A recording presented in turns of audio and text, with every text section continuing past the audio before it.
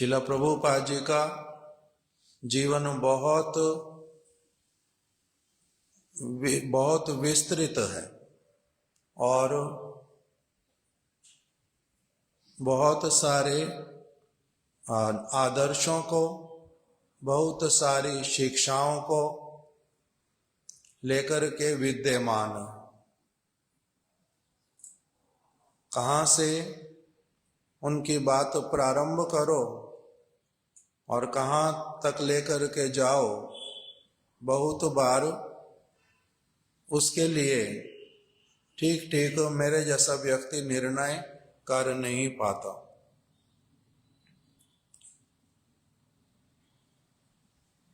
हमारे गुरु वर्ग, हमारे गुरुदेव हों, हमारे महाराज जी, हमारे गुरु महाराज जी, हमारे शिला भक्ति वेदांत वामन गोस्वामी महाराज जी, शिला त्रिविक्रम गोस्वामी महाराज जी,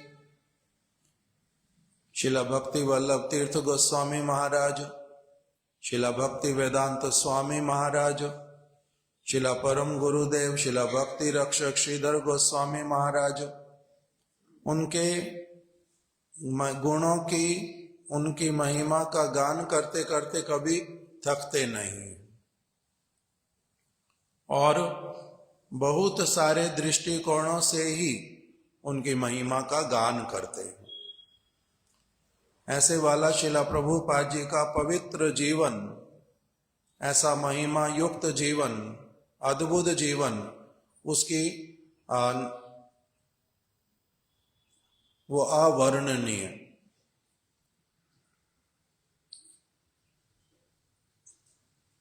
ऐसे श्रीमती राधा रानी के निज जन, नाम है श्री नयन मंजरी। ब्रज लीला में जिस प्रकार से भगवान ब्रजेंद्र नंदन कृष्ण भी इस जगत में आकर के प्रकटित होते हैं और कभी श्री गौरांग महाप्रभु इस धराधाम पर प्रकटित होते हैं, उसी प्रकार से उनके निज जन, उनको भी वो लोग समय समय पर प्रेरित करते हैं। उसी में से हमारे शिला प्रभुपाद भक्ति सिद्धांत सरस्वती ठाकुर गोलोक वृंदावन में राधा रानी की सखियों में उनका जो नाम है वो तो हुआ श्री नयन मणि मंजरी। फिर इस जगत में जब वो प्रकटित हुए तब उनके किस घर में प्रकटित हुए? शिला भक्ति विनोद ठाकुर जी के घर में। पिताजी का नाम श्री भक्ति विनोद ठाकुर, माता जी का नाम श्री भगवती देवी, और प्रकटित हुए श्री जगन्नाथपुरी धाम में। और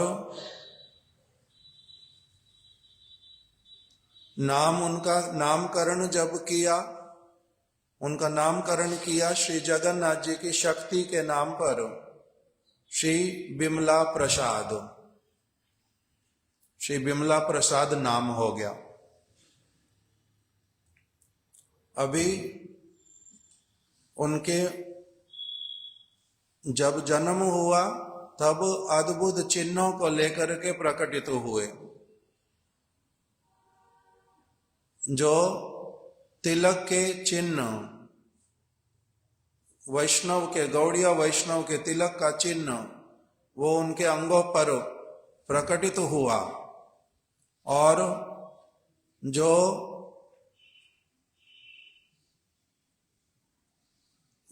उपवीत जनेऊ वो उस प्रकार से प्रकटित हुआ चिन्ह के रूप में, और तुलसी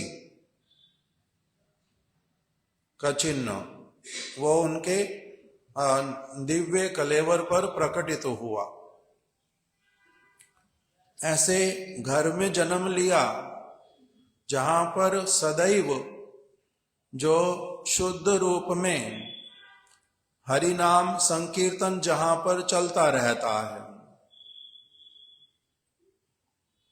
श्रीला भक्ति विनोद ठाकुर ऐसे वाले उनके पिता, ऐसे आचार्य जिन्होंने 100 से अधिक ग्रंथों की रचना की है। बहुत विशुद्ध, प्रामाणिक, अति अद्भुत ग्रंथ, अमृत तुल्य,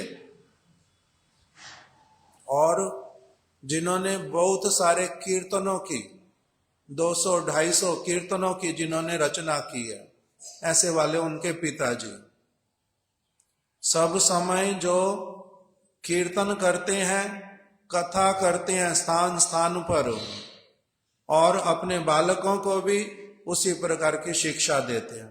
ऐसे वाले पिताजी को प्राप्त किया। बाल्य अवस्था से ही सब समय घर में जो नियम भगवान का सेवा शुद्ध रूप में अर्चन पूजन इत्यादि और उन्हीं के द्वारा निवेदित प्रसाद इत्यादि ग्रहण करना, उस प्रकार का सारा जीवन गया। इसलिए उन्होंने लिखा स्वयं ही कि श्रीला भक्ति विनोद ठाकुर जी के विषय में वो उनको उनके पिताजी होने पर भी इस जगत के अनुसार, किंतु कौन से वाले पिताजी हैं, सेई से परम बंधु सेई पिता माता श्री कृष्ण चरणे जय प्रेम भक्ति दाता।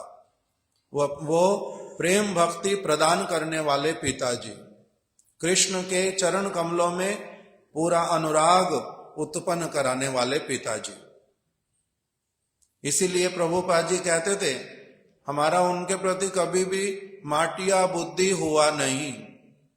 माटिया बुद्धि मतलब इस जगत के लोगों का जैसे शरीर के साथ में संबंध, ये मेरे पिताजी, वैसे वाली भावना कभी आई नहीं। ये हमारे नित्य प्रभु अर्थात हमारे वास्तविक शुभ चिंतक गुरु पाद पद्म और राधा कृष्ण के नित्य परिकर, गौरांग महाप्रभु के परिकर, ये बहुत शुद्ध भक्त, इनका बड़ा आदर करना चाहिए, इनकी पूजा करनी चाहिए, इनके प्रत्येक वचन को ऐसे वाला ग्रहण करना चाहिए, गुरु मुखा पद्मा वाक्या। उस प्रकार से जिनके प्रति बड़े श्रद्धा युक्त पिताजी का इस प्रकार का उनका जीवन और ऐसे वाला आचरण हो, ऐसे वाले घर को प्राप्त किया। अन्न प्राशन इत्यादि हुआ। पहला मुख में जो अन्न का दाना डाला गया वो जगन्नाथ जी का प्रसाद। जगन्नाथ जी को प्रणाम किया जाकर के, उनके गले की माला मिली पहनने के लिए।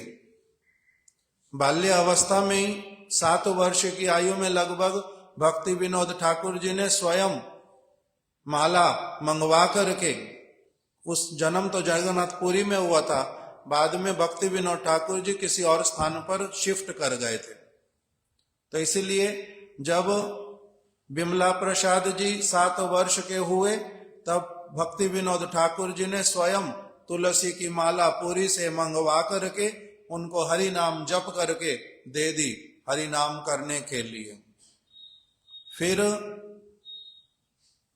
किसी स्थान पर घर का खुदाई करवाया, वहां पर एक मूर्ति मिली भगवान की, कूर्म भगवान की, वो उनको सेवा करने के लिए दीजिए, भगवान की नित्य प्रति सेवा करो। और मंत्र दिया साथ में, कूर्म भगवान का मंत्र, कैसे सेवा करनी होती है। फिर थोड़े से और बड़े हुए, नित्य प्रति मैं भक्ति रसामृत सिंधु की कथा करने के लिए जाऊंगा, आपको ये ग्रंथ जो है बहुत आदर के साथ में अपने सिर के ऊपर ले करके कथा वाले स्थान तक चलना है। ऐसे करके ग्रंथ लेकर के जाते थे और शुद्ध कथाओं को सुनते सुनते इस प्रकार के हो गए कि किसी के कोई भी व्यक्ति अगर शुद्ध सिद्धांत नहीं बोलता, थोड़ा बहुत भी इधर उधर करता है, वो उसको पकड़ लेते और भक्ति विनोद ठाकुर जी को बोलते, प्रभु इन्होंने तो ये कीर्तन ठीक नहीं किया ना। भक्ति विनोद ठाकुर जी उस सभा में कुछ नहीं बोलते थे, उनका स्वभाव बिल्कुल अलग था भक्ति विनोद ठाकुर जी का, और प्रभुपाद जी का बिल्कुल अलग गठित हुआ। भक्ति विनोद ठाकुर जी जो हैं वो मधुर रूप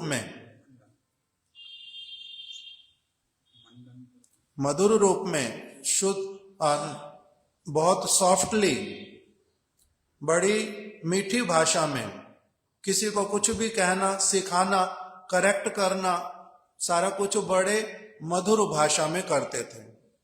किंतु प्रभुपाद जी का अलग तरह का था, वो ऑपरेशन करते थे डायरेक्ट। और भक्ति विनोद ठाकुर जी जैसे बालक को बहला फुसला करके जिस किसी तरह से उसको अच्छी चीज दी जाती वैसे करते थे। तो इसलिए प्रभुपाद जी पकड़ लेते थे कि आपने तो ये वाला गान सुना ना, उन्होंने बोल दिया कि राधा रानी जो है वो भुवन मोहन मोहिनी है, उन्होंने गलत बोल दिया। राधा रानी कृष्ण भुवन मोहन है। भुवन मोहन मतलब जगत के समस्त लोगों को मोहित करने वाले, आकर्षित करने वाले। राधा रानी थोड़ा ना है। ऐसे ही राधा रानी के नाम के आगे ये वाला शब्द उन्होंने लगा दिया तो उन्होंने भूल की ना। भक्ति विनोद ठाकुर जी बड़े प्रसन्न हो गए, जब बहुत अच्छे अच्छे बातों को एकदम से शास्त्र की आप पकड़ लेते हो, तो भूल कोई करे पकड़ लेते हो, कोई अच्छी चीज बिल्कुल बताए उसको भी अच्छी तरह से पकड़ लेते हो। इस प्रकार से बड़ा एक इनका अद्भुत जीवन जो है गठित हुआ। बाल ब्रह्मचारी के रूप में रहे, बहुत सारे शास्त्रों का अध्ययन किया। बहुत श्रेष्ठ श्रेष्ठ वैष्णव श्री जगन्नाथ दास बाबा जी महाराज, श्रीला गौर किशोर दास बाबा जी महाराज और श्रीला भक्ति विनोद ठाकुर इत्यादि, इन सभी वैष्णवों का इन्होंने बड़े अच्छी तरह से उनका संग करना, उनके साथ में रहना, उनकी सेवा करना, उनकी इच्छाओं को जानना, उसके अनुसार मेरे को अपने जीवन में सारा कुछ करना है, वो सारा कुछ किया। जैसे महाप्रभु उन्होंने बड़ी अच्छी तरह से सारे जीवन के आदर्श स्थापित किए, ऐसे ही इन्होंने भी अपना जीवन उसी प्रकार से किया। 100 करोड़ नाम जप यज्ञ किया 10 वर्ष तक, हर रोज 3 लाख नाम जप बैठ करके करते थे श्रीधाम मायापुर में। 100 करोड़ नाम जप यज्ञ किया, गो ग्रास ग्रहण करते थे। फिर श्रीला गौर किशोर दास बाबा जी महाराज जी के बड़े अनुगत शिष्य, और कितने सारे ग्रंथों को अच्छी तरह से अध्ययन करना, फिर उसकी व्याख्या करके सारे लोगों के लिए अच्छी तरह से रख दी। इतने सारी संपत्ति उन्होंने रख दी ग्रंथों के रूप में, अपने शिष्यों के रूप में, कीर्तन के रूप में, प्रचार के रूप में, मठों के रूप में। अगर उनकी संपत्ति की कोई गणना करने जाए तो वो था नहीं पा पाएगा कि उन्होंने जो वैकुंठ जगत की, गोलोक वृंदावन की, चैतन्य महाप्रभु की जिन जिन सारी संपत्तियों को उन्होंने प्रकटित किया है, वो बड़ी अद्भुत, बहुत मूल्यवान संपत्तियां। किंतु उसको लेने के लिए अलग प्रकार का भावना, अलग प्रकार का स्तर चाहिए होता है। उस प्रकार की वो पर्सनैलिटी उनके लिए कहा। जब उन्होंने प्रचार कार्य प्रारंभ किया, उनको चैतन्य महाप्रभु ने स्वयं आशीर्वाद देकर के कहा कि आप क्या करो, आप जो जो सारी चीजें अभी तक आप ग्रहण करके बैठे हुए हैं, और जो जगत में जिस उद्देश्य से आपको भेजा गया वही वाला कार्य प्रारंभ करो। आप धन का, जन का, किसी चीज का चिंता किए बिना आप निर्भीक होकर के, बहुत निर्भीक उनका जीवन चरित्र, और सत्य बात बोलने से कभी पीछे नहीं हटते।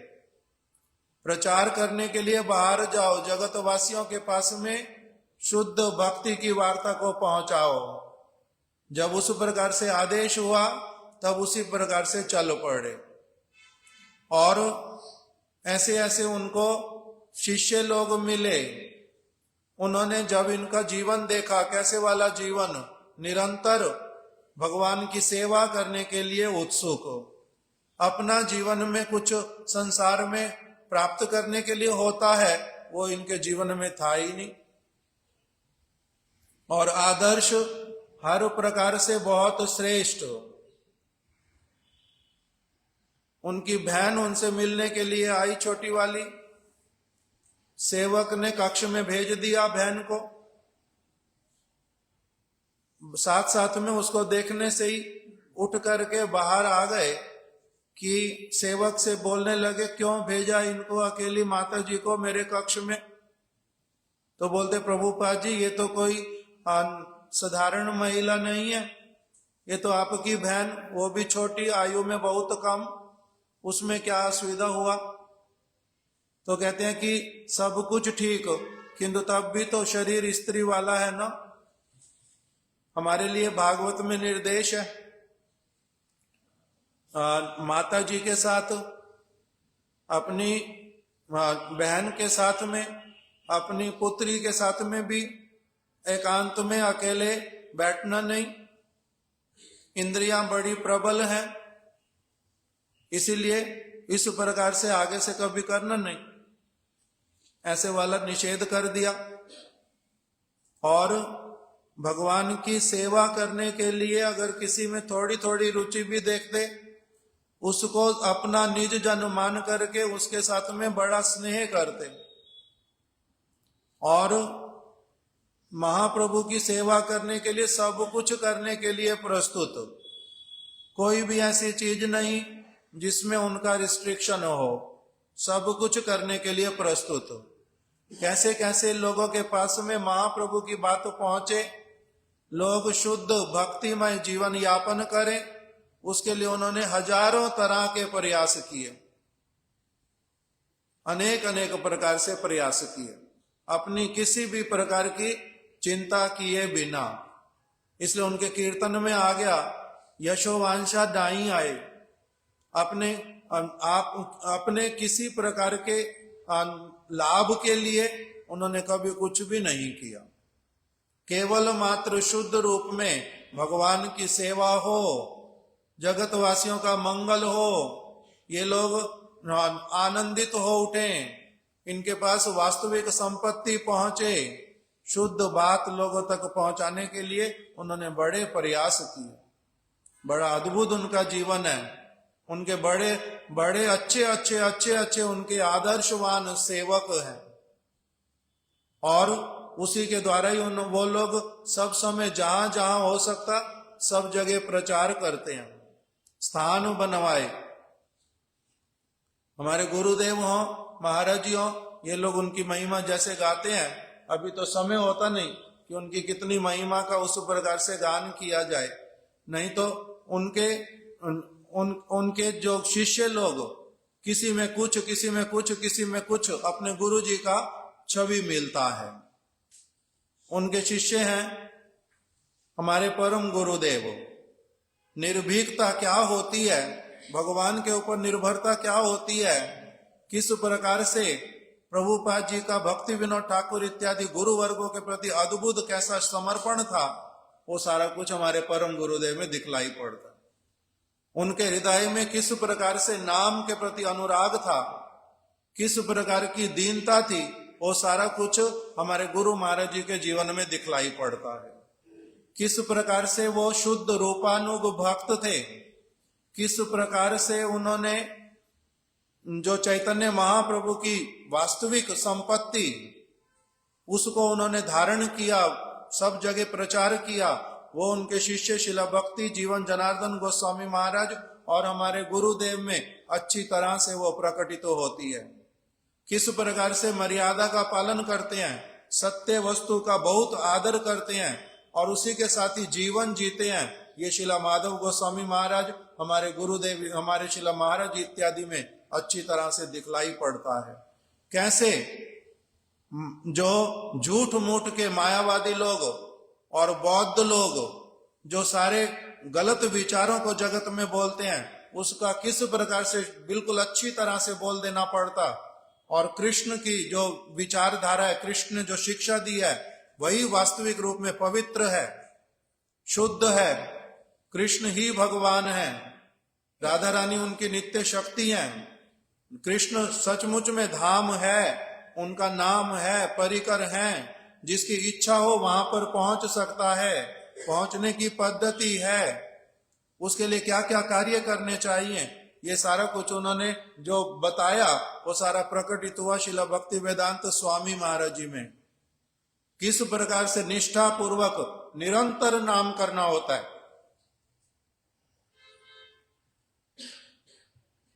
उसके अतिरिक्त वास्तविक रूप में मनुष्य जीवन के लिए और कुछ है ही नहीं चर्चा का विषय। ना चर्चा का विषय है, ना स्मरण करने का विषय है, ना बोलने का, ना सुनने का। क्या केवल मात्र है वास्तविक वस्तु जो है उसके विषय में श्रवण, कीर्तन, स्मरण, वंदन सब कुछ करना होता है।